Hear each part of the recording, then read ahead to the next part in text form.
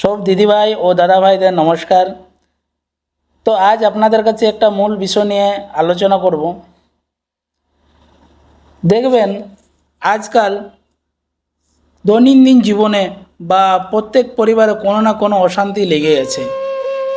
তার কারণ আপনারা অবশ্যই ভালো করে জানেন, কিন্তু তাও আপনাদের একবার বলে দিচ্ছি। চারিদিকে ডিভোর্স বা পরকীয়াতে সবাই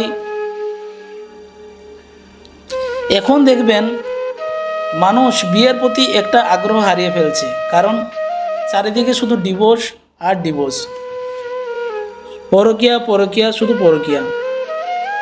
সংসার, সন্তান বা স্বামী বা পরিবার থাকা সত্ত্বেও পরকীয়াতে লিপ্ত হয়ে যাচ্ছে।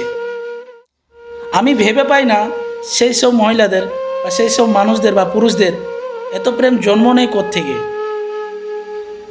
আমার মনে হচ্ছে আগের প্রজন্ম মানুষ বিয়ে করতেই ভয় পাবে, কারণ এখন দেখা যাচ্ছে যে বিয়েটা একদম ক্যাজুয়ালি নিয়ে নিচ্ছে, কোনো ব্যাপার নেই, তোমার সাথে আমার সংসার লাইফ বা ম্যারেড লাইফ ঠিক চলছে না, ডিভোর্স দিয়ে দিচ্ছি।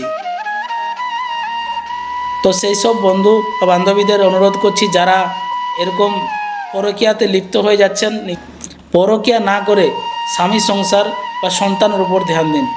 সেই কথাই বলে না, 1 মিনিটের দায়িত্ব বা 1 মাসের বা 1 দিনের দায়িত্ব সবাই নিতে পারে, কিন্তু সারা জীবনের দায়িত্ব একমাত্র শুধু স্বামী ছাড়া আর কেউ পারে না। তো এই কথাটি মনে রাখবেন যে 1 ঘন্টার দায়িত্ব সবাই নিতে পারেন, কিন্তু সারা জীবনের দায়িত্ব স্বামী ছাড়া অন্য কেউ নিতে পারে না।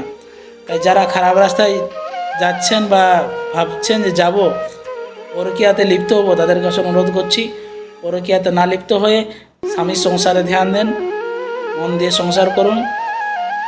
ভগবানের কাছে কামনা করি সবাই সুস্থ ভালো থাকুন।